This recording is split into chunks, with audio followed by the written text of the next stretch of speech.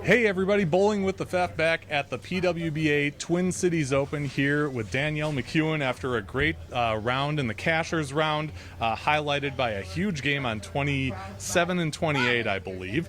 Tell me your reaction to how things went this morning. I'm pretty happy with how they went. I've been happy with my look throughout the weekend.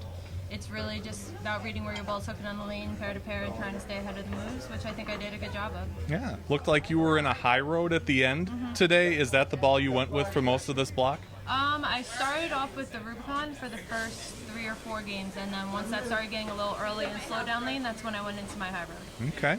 Tell me about that big game on 27-28. You had, I think, the front 10. What's going through your mind when you're making, as we know now, a huge jump like that? Yeah, so, I mean, the scores are really high, and like I said, pair to pair can be a little tricky. So when you hit a pair that looks good, you really need to take advantage of it. So that was all that was going through my mind. I had a couple of good breaks that helped me string them together, and I was just trying to get the most I could out of it because you never know what's on the next pair. Yeah.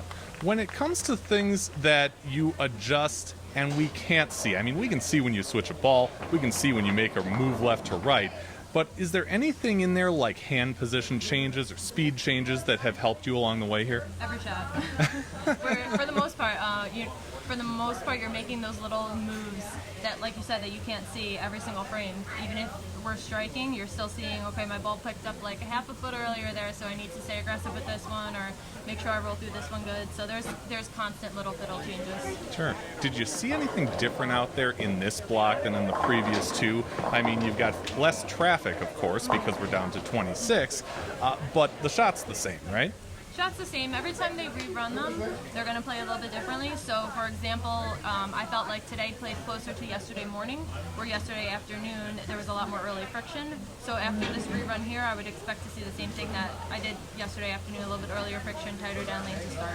Okay. So we've got a few hours to play with here before the top 12 come back tonight at 4.